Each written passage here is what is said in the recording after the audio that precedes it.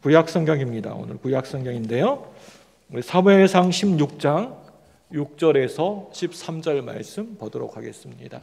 사무엘상 16장 6절에서 13절입니다. 제가 가지고 있는 성경, 구약 성경 433쪽쯤에 있습니다. 사무엘상 16장 6절에서 13절입니다.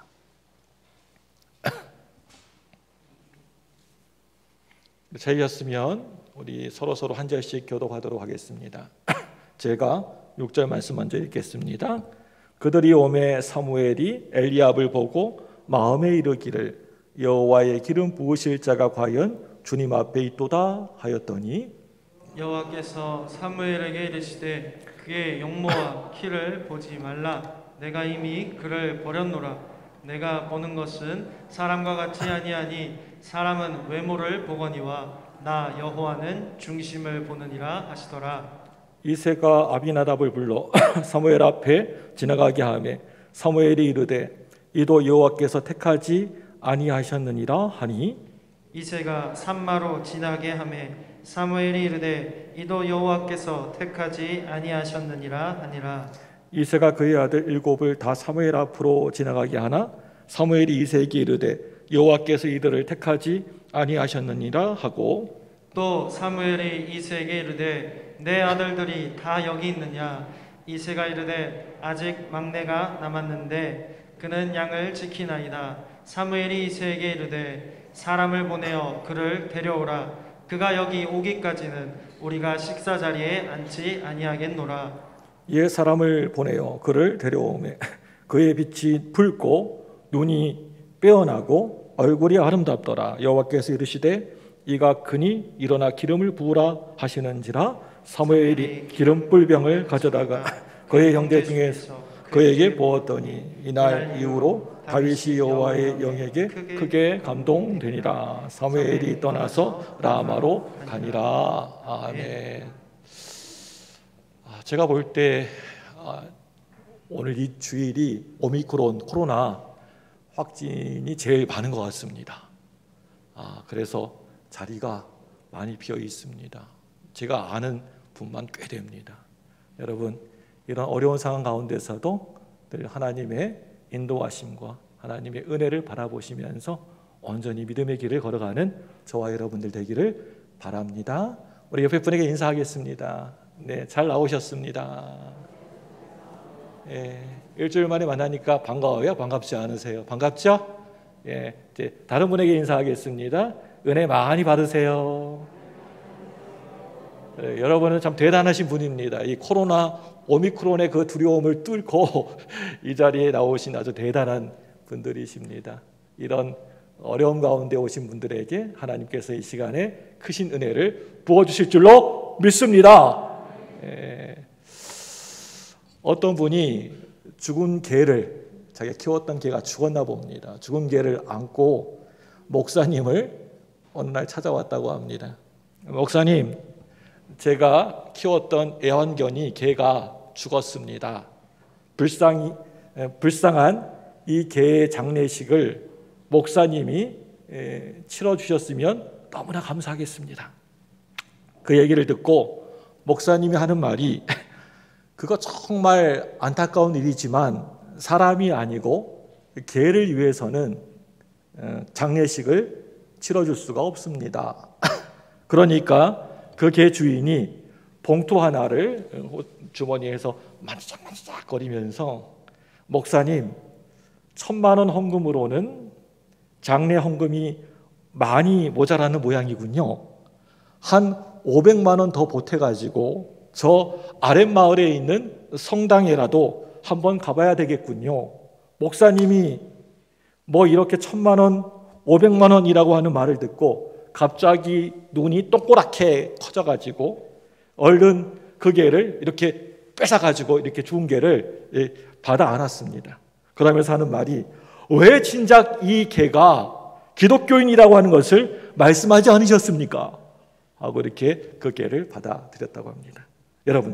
여러분이 지금 하고 있는 일 중에 아무런 보상도 없이도 또 칭찬이 없어도 내가 기쁨으로 감사함으로 그 일을 섬길 수 있고 할 수 있는 그런 일들이 있습니까? 아무리 많이 힘이 들어도 내가 불평 없이 감사하면서 감당할 수 있는 그런 사역이 있습니까?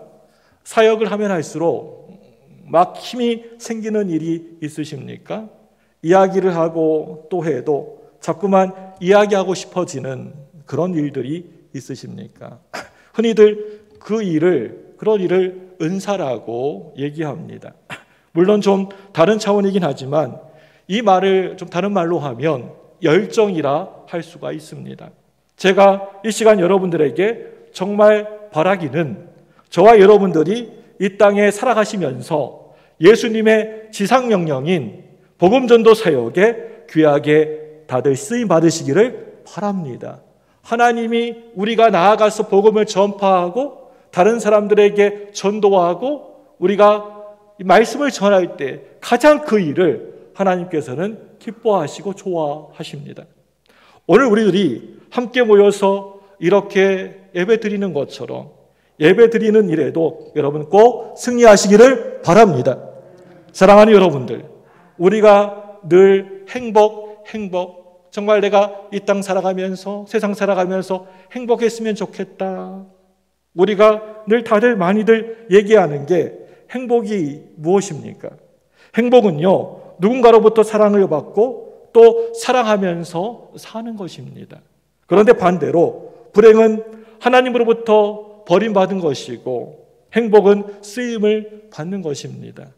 어떤 한 젊은이가 꽃 한 송이를 사면서 그 꽃가게 가게 주인에게 이렇게 물어봤습니다. 꽃을 선물하면 주는 사람이 행복할까요? 아니면 받는 사람이 더 행복할까요? 가게 주인이 그 얘기를 듣고 웃으면서 말했습니다. 네, 꽃을 판 내가 제일 행복합니다. 다 같은 말이지만 우유를 아침마다 배달하는 사람보다 우유를 늘 받아가지고 마시는 사람보다 그 우유를 받아가지고 이렇게 그 우유를 배달하는 사람이 더 건강하다고 합니다. 이 시간 여러분들에게 묻습니다. 여러분들은 행복하십니까? 여러분 이렇게 교회 나오시고 또 세상에 살아가시는 것이 정말 행복하십니까? 진정한 행복을 원하신다면 하나님의 사랑을 받는 사람, 하나님 앞에 쓰임받는 사람들이 되시기를 바랍니다. 오늘 말씀을 통해 이 시간 제가 하나님에게 솔직하게 물어보고 싶은 게 하나 있습니다. 하나님, 다윗처럼 하나님의 사랑을 받고 싶지 않은 사람이 이 세상 어디에 있겠습니까? 하나님께서 다윗을 선택하셨기 때문에 다윗이 위대한 인물이 되었습니까? 아니면 이 다윗에게 하나님의 마음에 들 만한 어떤 특별한 이유가 있어서 하나님이 이 다윗을 선택하신 것입니까? 이에 대한 성경의 대답은 분명합니다. 이 두 질문을 분명하게 구별하지 않고 있습니다.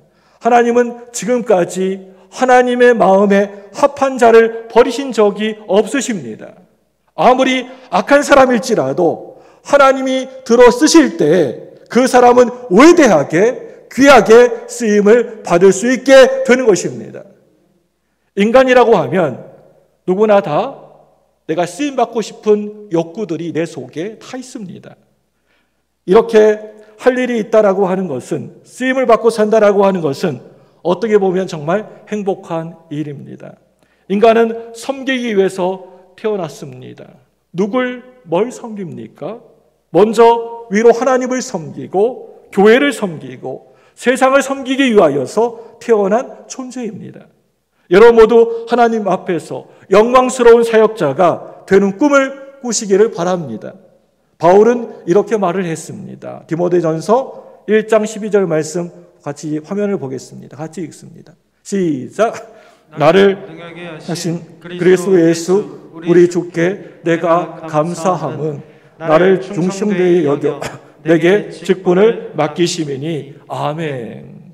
저와 여러분들이 이렇게 주일 되면 섬길 수 있는 교회가 있고 또 일할 수 있는 일터가 다들 있고 내가 섬길 사역이 있다라고 하는 것은 어떻게 생각해 보면 정말 너무나 감사한 일이라고 생각합니다.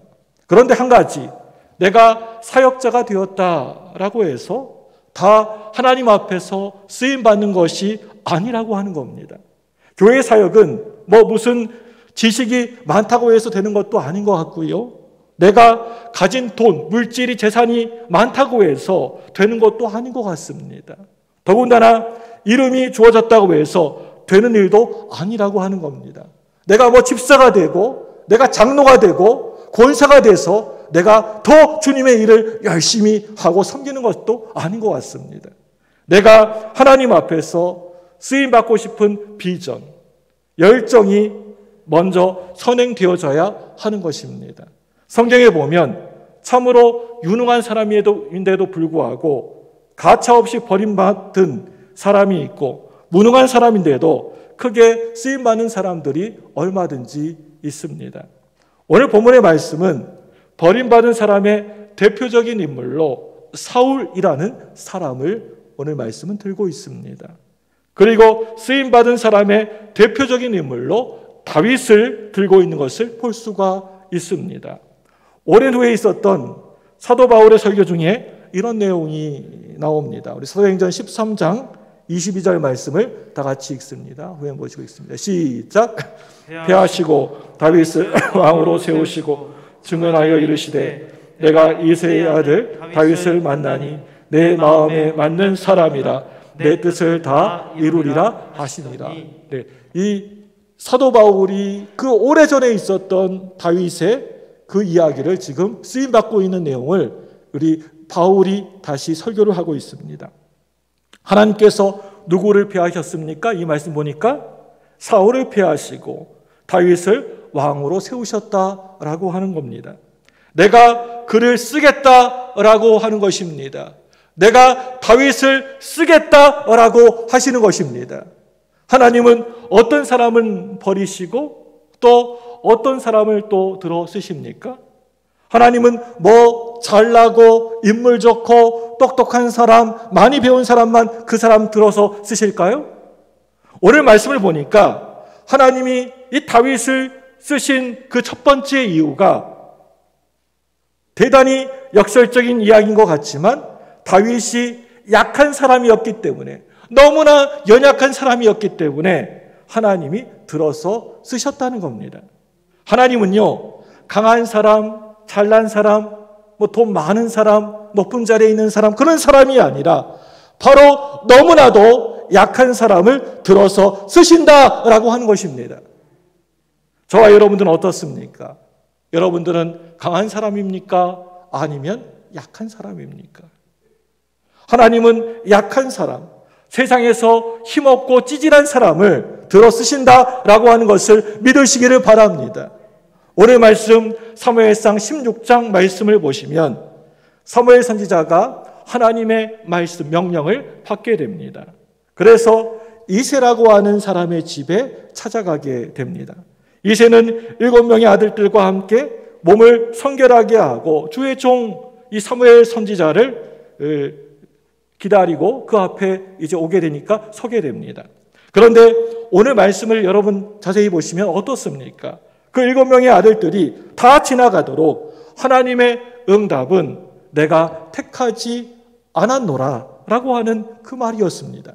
다윗은 이새의 아들들 8형제 중에서 제일 막내였습니다. 제일 끝째, 말째였습니다. 아버지 이새도 이 다윗에게 그렇게 별로 기대를 하고 있지 않았던 모양입니다. 그래서 왕이 될 면접 시험을 볼 때 다윗은 아예 생각도 하지 않고 그 자리에 빠져 있었습니다. 그럴 때 사무엘 선지자가 이렇게 물어보았습니다.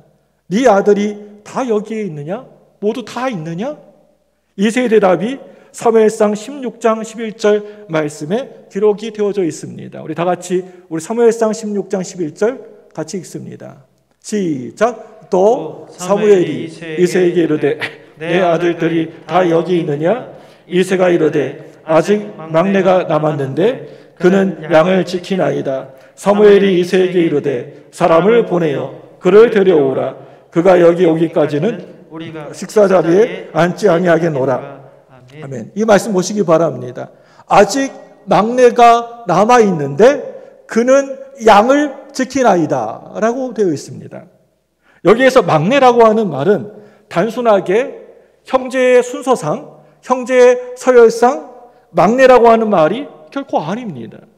사람들 앞에서 약한 사람이었다라고 하는 것을 의미하고 있습니다. 그런데 하나님은 너무나 약하고 부족한 사람인 다윗을 택하셨습니다.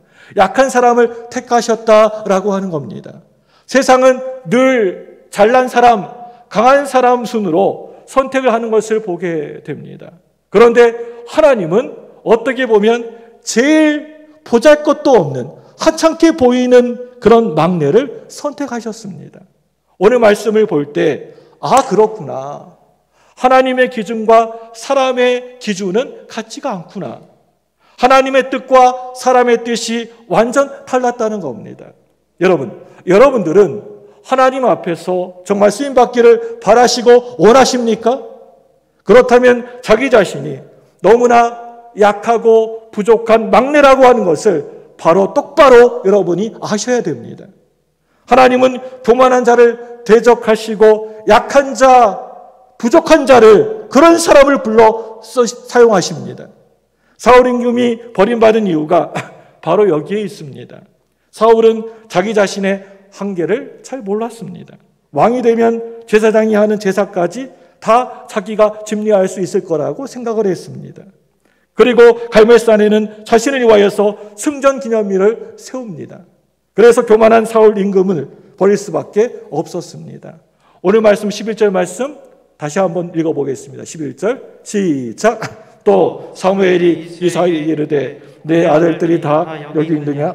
이새가 이르되 아직 막내가 남았는데 그는 양을 지키나이다. 사무엘이 이사야에게 이르되 사람을 보내어 그를 데려오라. 그가 여기 오기까지는 우리가 식사 자리에 앉지 아니하겠노라. 막내가 남았는데 그는 양을 지키나이다. 이 말씀을 이해하기 위해서 우리가 좀 상상력이 좀 필요합니다. 이 말은 막내가 하나 있긴 한데 그 아이는 그냥 있으나 마나한 존재입니다. 얘가 좀 빠릿빠릿한 구석이 전혀 하나도 없습니다. 선지자님, 그 아이는 절대 아닙니다. 바로 이런 뜻입니다. 전혀 아니라고 하고 있습니다. 말씀을 자세히 읽어보면 아버지 혼자서만 그렇게 생각한 것이 아니라 그 형제들, 형님들도 그렇게 다들 생각을 하고 있었습니다. 어이 막내야, 우리 형제들 가운데 임금이 나올 모양이다. 우리는 선지자 우리 사무엘을 만나러 갈 테니까 넌 여기에 그냥 있어. 그냥 양이나 지키고 있어.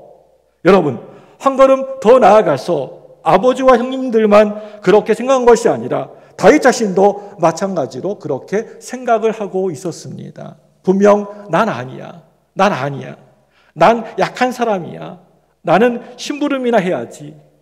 여기에서 약한 사람이라고 하는 것은 지는 사람을 말합니다. 가만히 보면 교회에서 늘 자기가 이기겠다라고 덤비는 사람이 제일 어리석고 미련한 사람인 것 같습니다. 하나님은 제가 볼 때는 그런 사람 버리시고 지는 사람을, 그런 사람을 들어서 하나님은 쓰십니다. 여러분, 밀림 지역에 여행을 하다가 곰 잡는 법 여러분께 가르쳐 드릴까요? 먼저는 곰이 잘 지나가는 길목을 찾아가지고 나뭇가지에 바위 하나를, 아주 커다란 바위 하나를 매달아 놓습니다. 곰이 비켜가면 될 텐데 바위에게 자기 앞을 탁 갈아먹고 있으니까 바위에게 막 시비를 건다고 합니다. 그러다가 화가 잔뜩 난 곰이 머리로 그 바위를 들어 받는다고 합니다. 그런데 밀려갔던 바위가 곰을 다시 내리칩니다. 이번엔 곰이 더 싸게 그 바위를 들어 받습니다. 그렇게 몇 번 하는 사이에 곰이 쓰러져 죽게 되면 끌고 와서 곰탕을 맛있게 해먹는다고 합니다. 여러분, 내가 약할 때 하나님이 강하게 쓰실 줄로 믿습니다. 내가 이기려고 하지 않고 내가 져줄 때 내가 반드시 나를 하나님께서 이기게 해주실 줄로 믿습니다. 내가 바닥까지 낮아질 때 높이 높이 높여주실 줄로 믿습니다. 아직 막내가 남았는데 그는 양을 지키나이다. 둘째로 하나님이 이 다윗을 선택하신 이유가 무엇입니까? 11절 말씀 보시면 우리를 주목시키는 단어가 또 하나 나옵니다. 그게 뭐냐면 그가 양을 지키나이다 라고 하는 말씀입니다. 이새의 아들 가운데 왕이 나온다라고 한다면 다윗도 관심을 가지고 쫓아왔을 법도 한데 다윗은 그런 데 별 관심이 없고 자기의 일인 양을 지키고 있었습니다. 그저 묵묵히 자기가 맡은 일에 충성을 다하고 있었다라고 하는 말입니다. 하나님의 일이라고 하는 것은 높은 것도 없고 또 그렇다고 낮은 것도 없습니다. 귀한 것도 없고 또 천한 것도 없습니다. 자신이 맡은 그 자리에서 최선을 다하게 되면 하나님이 기억하여 주시고 축복해 주시는 것입니다. 성경을 보시면 하나님이 쓰시는 사람은 어떤 사람이었습니까? 늘 언제나 자기 일에 열심이고 성실한 사람이었습니다. 요셉은 옥에 들어가게 되어서 모험적인 죄수로 일을 하고 있을 때 부름을 받고 쓰임을 받게 되었습니다. 사무엘 선지자는 깊은 밤에 성전에서 자신이 맡은 일을 감당하고 있을 때 하나님이 이 사무엘 선지자를 부르셨던 것을 우리가 성경을 통해 볼 수가 있습니다. 엘리사 선지자는 밭에 나가서 열심히 밭을 갈고 있을 때, 그리고 예수님의 제자 베드로는 바다에 나가서 최선을 다하여서 물고기를 잡기 위해서 그물을 던지고 있을 때 불러서 쓰셨다라고 하는 것입니다. 특별히 오늘 말씀을 보시면 양을 치고 있었다라고 하는 말은 그냥 아무 의미 없는 말이 아니라 어떤 영적인 의미를 가지고 있습니다. 모세는 미디야 광야에서 장인 이드로의 양을 치다가 하나님의 부름을 받게 되었습니다. 오늘 다윗이 들에서 양을 치다가 하나님의 부르심을 받게 된 것은 앞으로 장차 하나님의 양떼인 이스라엘을 통치하게 될 것이다 라고 하는 그런 암시였을 것입니다. 하나님은 오늘도 이렇게 자신이 맡은 그 자리에서 진짜 최선을 다하는 사람을, 바로 그런 사람들을 들어서 쓰신다라고 하는 것을 믿으시기를 바랍니다. 하나님은 또한 아주 무식한 사람도, 그런 사람도 들어서 쓰십니다. 아무 능력도 없는 사람들도 들어서 사용하십니다. 그리고 지금까지 죄를 많이 저질러서 정말 어쩔 수 없는 죄인 중에 죄인, 죄인 중에 괴수도, 그런 사람도 하나님께서 쓰시려면 들어서 쓰십니다. 그런데 책임감이 전혀 없는 사람, 성실하지 못한 사람은 절대 그 사람 들어서 쓰지 않으십니다. 그런 사람은 들어서 쓰려고 해도 도저히 쓸 수가 없습니다. 우선 우리는 하나님 앞에서 모두가 다 어린 양들입니다. 그렇기 때문에 자기라고 하는 양을 잘 지켜야 됩니다. 자기의 영성관리, 자기의 입, 자기의 언어관리, 자기의 건강관리가 아주 잘된 사람을, 바로 하나님은 그런 사람을 쓰십니다. 그리고 더 나아가서 인간관리가 잘 되어야 합니다. 하나님은 자기 동생을 돌봐주고 지켜주는 것이 아니라 그 동생을 해친 가인에게 오셔서 이렇게 물어보셨습니다. 네 동생 아벨이 지금 어디에 있느냐? 하나님이 이렇게 물어보셨을 때 가인의 대답이 무엇이었습니까? 뭐라고 하나님께 대답을 했습니까? 직렬적으로 하나님, 내가 내 동생을 지키는 자입니까? 가인은 정말 중요한 사실을 전혀 알지 못했습니다. 그저 생각하기를 동생 아벨은 아버지 어머니가 지켜주면 되는 줄로 알았습니다. 그래서 나는 내 동생을 내 마음대로 해쳐도 된다라고 생각했던 것입니다. 원래 가인은 동생을 옆에서 지키는 사람입니다. 그런 사명이 형 가인에게는 있었습니다. 마찬가지로 저와 여러분들은 어떤 사람들입니까? 어떤 사람으로 하나님께서 우리들을 불러주셨습니까? 우리의 가족들, 우리의 믿음의 식구들, 또 영적 가족들을 지키는 사람이라고 할 수가 있습니다. 그들을 지키라고 우리를 불러주신 줄로 믿습니다. 더 나아가서 우리는 우리에게 맡겨진 사명, 그 사역을 늘 잘 지키는 사람들입니다. 내게 맡겨진 그 사역 앞에 진실해야 됩니다. 내 교회를 행복한 교회로 잘 지켜내야 합니다. 그곳이 여러분 회사든지 나의 일터든지 교회든지 어느 곳이든지 잘 지켜내야 됩니다.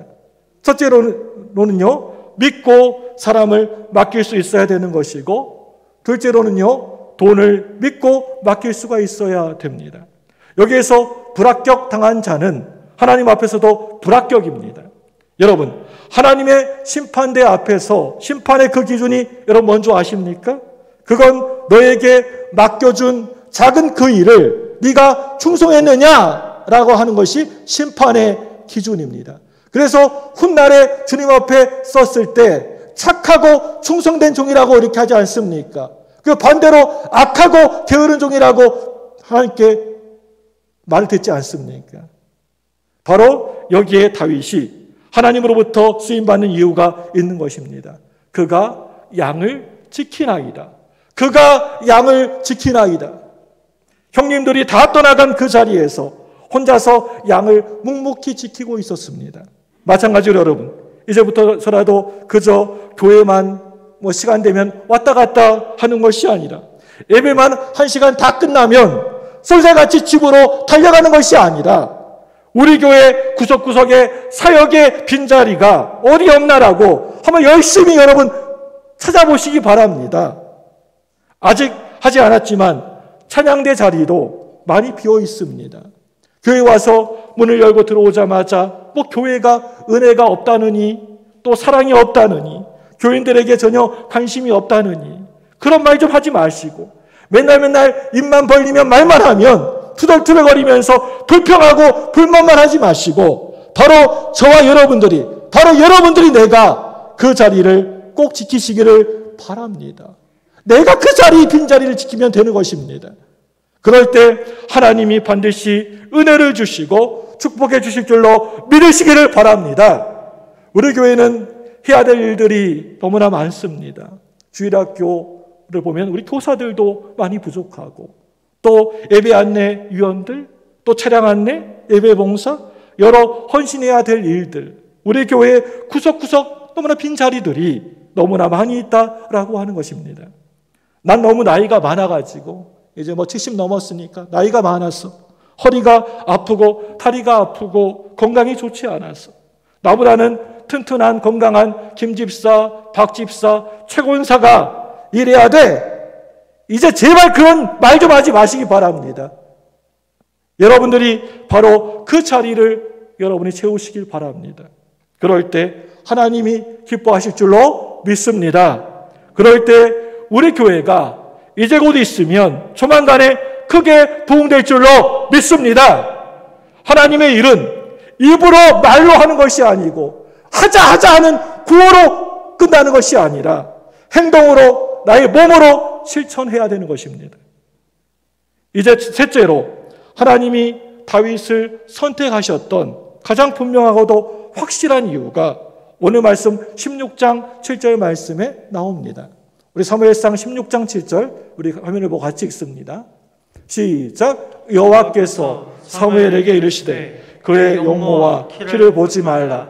내가 이미 그를 버렸노라. 내가 보는 것은 사람과 같지 아니하니 사람은 외모를 보거니와 나 여호와는 중심을 보느니라 하십니다. 이 말씀이 가장 중요한 말씀입니다. 오늘 설교에서 가장 중요한 말씀 하나 꼽으라면 바로 16장 7절 말씀입니다.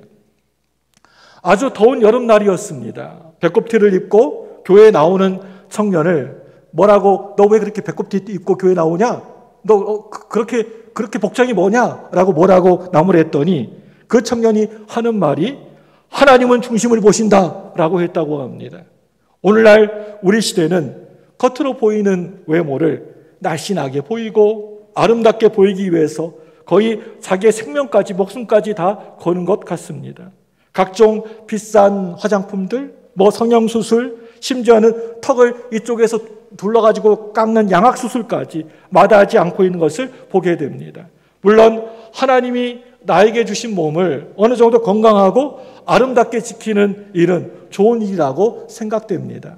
그런데 보이지는 않지만 내 속의 그 중심을 잘 키우는 일은 그보다 훨씬 더 중요한 일이라고 생각합니다.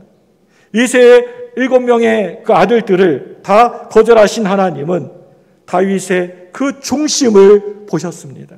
여러분, 다윗의 중심이 도대체 어쨌다라고 하는 이야기입니까? 다윗의 중심에 무엇이 있었다라고 하는 말입니까? 정말 머리에 형형색색, 빨간색, 노란색, 초록색으로 형형색색 염색하고 배꼽티라도 입고 다녔다는 말입니까?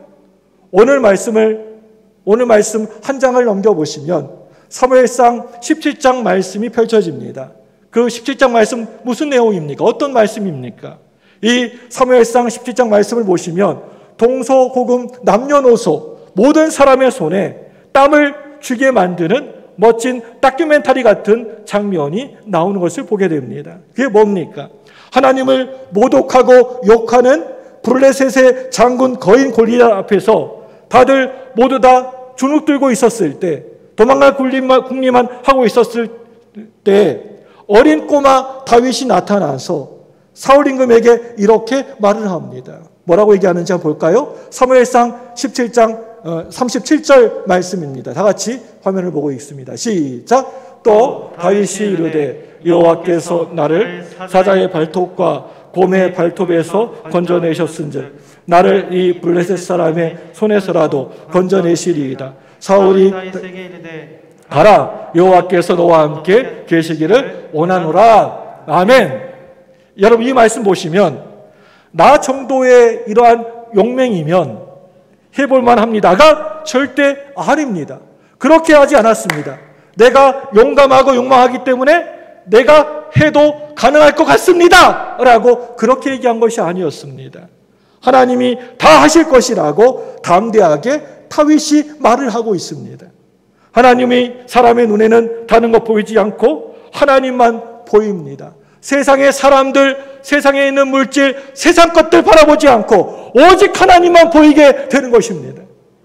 이 시간 적장 골리앗 앞에 선 다윗의 말을 한번 들어보시길 원합니다. 우리 사무엘상 17장 45절 말씀입니다. 같이 읽습니다. 45절 시작. 다윗이 블레셋 사람에게 이르되 너는 칼과 창과 단창으로 내게 나아오니와 나는 만군의 여호와의 이름 곧 네가 모욕하는 이스라엘 군대의 하나님의 이름으로 내게 나아가노라. 아멘. 얼마나 엄청난 신앙 고백입니까? 이 말씀 보시면 계속해서 어린 소년 다윗이 말을 합니다. 우리 사무엘상 17장 47절 말씀입니다. 좀 내려오셔서 47절 시작. 또 여호와의 구원하심이 칼과 창에 있지 아니함을 이 무리에게 알게 하리라. 전쟁은 여호와께 속한 것인즉 그가 너희를 우리 손에 넘기시리라. 아멘. 다윗의 중심에는 오직 하나님의 이름뿐이었습니다. 다른 것은 하나도 없었습니다. 오직 하나님의 이름으로 그 중심은 가득 차 있었습니다. 다윗은 철저한 하나님 중심의 사람이었습니다. 다윗은 세상에 그 어떤 다른 것을 두려워하지 않고 하나님만 두려워했었고, 다윗은 절대적으로 하나님의 권능과 능력을 절대적으로 굳게 믿었던 사람이었습니다. 오늘 말씀을 보니까 다윗이 무서워하고 두려워했던 것은 블레셋 거인 그 장수가 절대 결코 아니었습니다. 적군의 힘이 아니었습니다. 오직 하나님이 나를 붙잡아 주시고 지켜주시기만 하시면 저 거인 골리앗까지도 능히 이길 수 있다라고 하는 사실을 조금도 의심하지 않았습니다. 하나님은 하나님을 높이는 다윗의 그 마음을 다 보고 계셨습니다. 하나님을 바라보고 의지하는 그 마음을 다 알고 다 보고 계셨습니다. 하나님을 너무나 사랑하는 그 중심을 보고 계셨다라고 하는 것입니다. 여러분, 옳습니다. 너무나 맞는 말씀입니다. 역대하 16장 9절 말씀입니다. 같이 읽습니다. 화면을 보시고 시작. 여호와의 눈은 온 땅을 두루 감찰하사 전심으로 자기에게 향하는 자들을 위하여 능력을 베푸시나니 이 일은 왕이 망령되이 행하였은즉 이후로부터는 왕에게 전쟁이 있으리이다. 아멘. 아멘. 하나님은 이 사울 임금이 하나님 말씀을 버렸으므로 나도 저를 버렸다라고 하고 있습니다. 그런데 다윗이 하나님 말씀, 하나님만을 높일 때 다윗도 하나님이 높여주셨다는 것입니다. 어떤 기관에서 전 세계 목사들, 교사들 같이 사람을 섬기는 그런 소그룹 리더들을 조사해 봤다고 합니다. 어떤 리더에게서 열매가 나타나는가? 또 그 사람이 얼마나 경험이 많이 있는 사람인가? 그 사람이 어떤 은사를 가지고 있는가?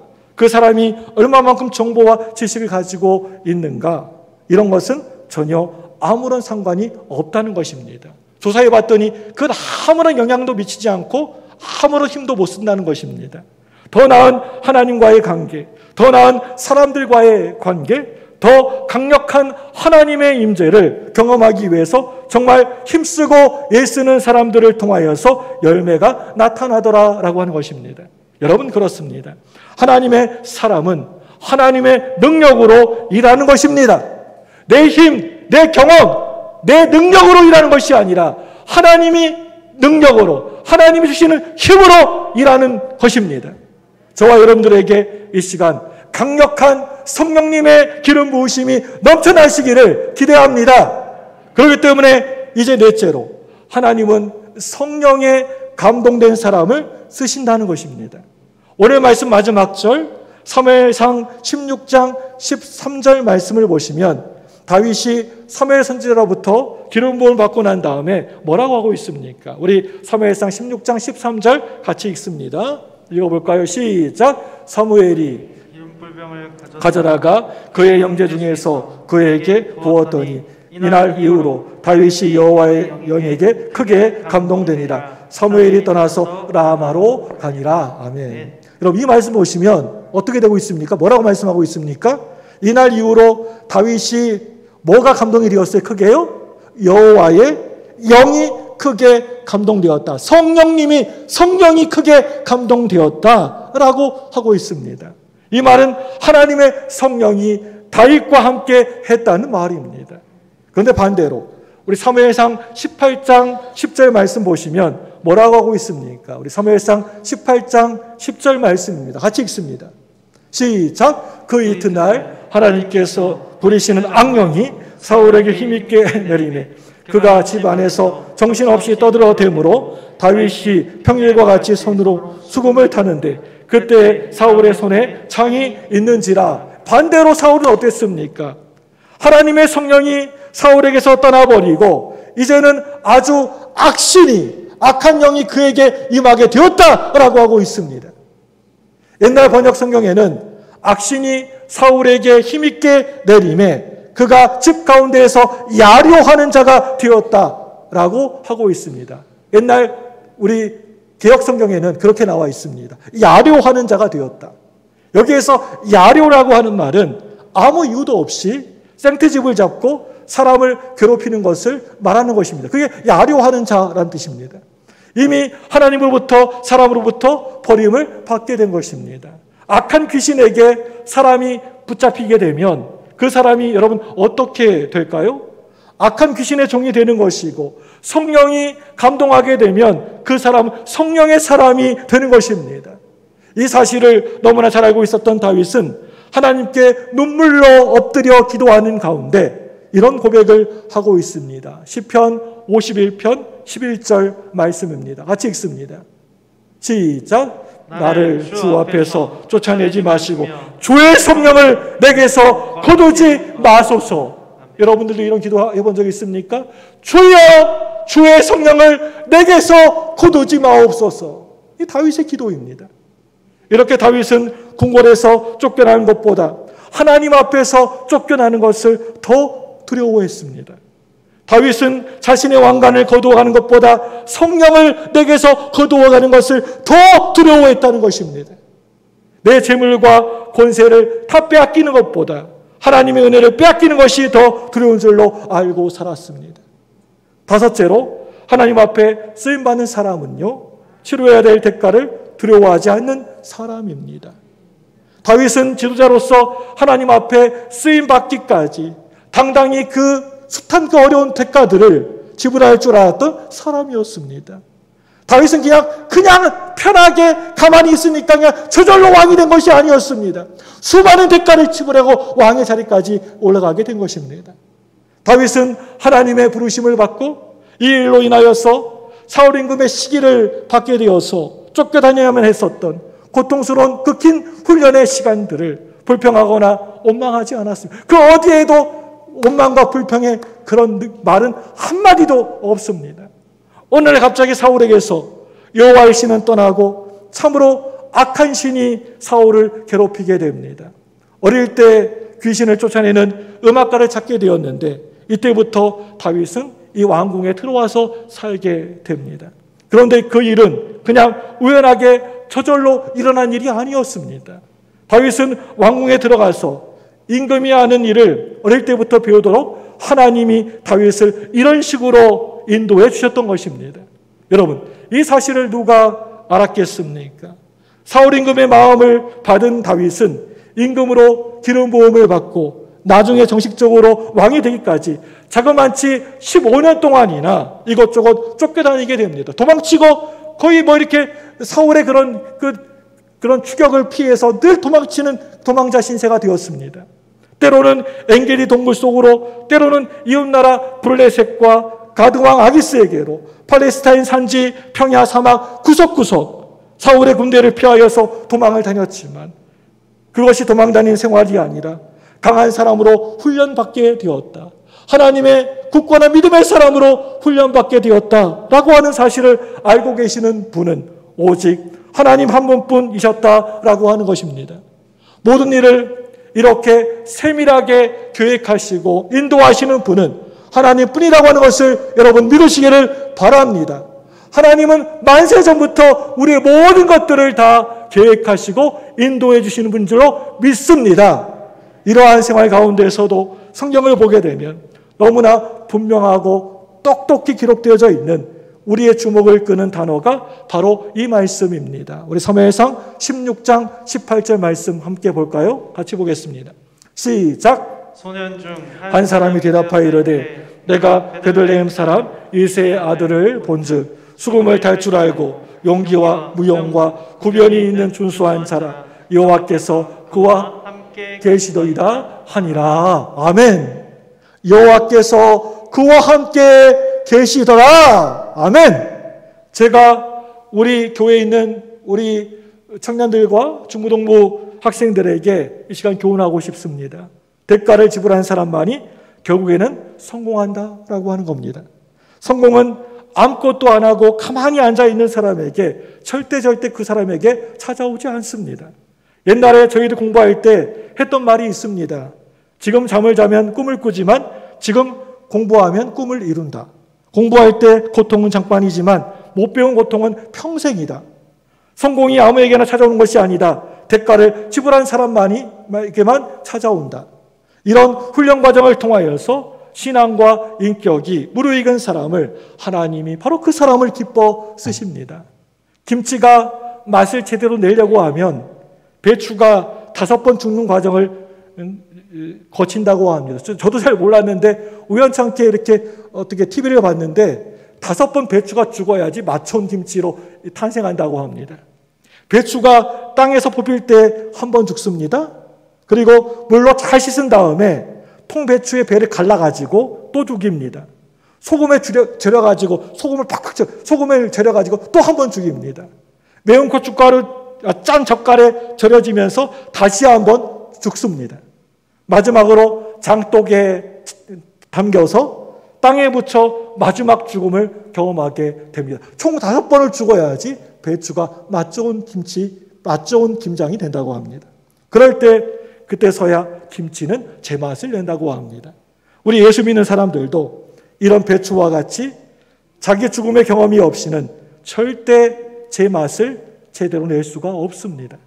나의 성질도 또 나의 고집도 나의 자기 주장도 나의 이기심도 완전히 다 죽어져야지만 이 교회를 또 우리 교회를 행복하게 맛있게 만드는 겁니다. 여러분 죽어지시길 바랍니다. 여러분 예수님 안에서 온전히 배추처럼 절여지고 죽어지시길 바랍니다. 하나님과의 관계가 회복되어지시기를 바랍니다. 사랑하는 여러분들, 하나님 앞에 쓰임받는 행복을 아십니까? 옛날에 초등학교 다닐 때 흰 눈이 그냥 눈이 펑펑 이렇게 오는 날에 운동장에서 친구들과 신나게 눈싸움을 하고 있었습니다. 그런데 멀리서 우리 교장 선생님이 그 많은 학생들 중에서 제 이름을, 내 이름을 부르시는 겁니다. 아이, 성진아, 성진아, 내 집에 가가지고 운동화 좀 가지고 와라 라고 하신 거예요. 교장 선생님이 집에 가가지고 운동화 좀 가져와라. 그럴 때 저는 그래, 우리 교장 선생님이 내 이름을 알고 계시네? 라고 하면서 콧노래를 흥얼흥얼 부르면서 기뻐 뛰었던 기억이 납니다. 내 이름을 아시지요? 내 이름을 아시지요? 그 많고 많은 학생들 중에 나에게 심부름을 시키셨어. 그 많은 학생들 중에서 나를 불렀어. 내 이름을 불러주셨어. 나에게 심부름을 시키셨어. 그때 그 흥분, 그 감격, 지금도 생생하게 지금도 기억이 납니다. 우리가 이제 훗날에 저 천국문에, 하늘나라 문에 들어섰을 때 하나님이 나를 쓰셨어. 하나님이 내 이름을 알고 계셔. 김 집사, 박 집사, 최 권사, 조 목사 이름 다 알고 계셔.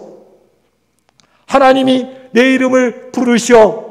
성진아, 성령아, 주성아 부르신다. 이 행복을 알고 콧노래를 흥얼흥얼 부르면서 누가 불러도 또 누가 방해해도 어떤 일이 있어도 하나님께 막 기쁨으로 달려가고 싶습니다. 저와 여러분들 그러한 사람들 다 되시기를 주님의 이름으로 축원합니다. 이 시간에 두 손을 번쩍 드시고 저를 한번 크게 한번 따라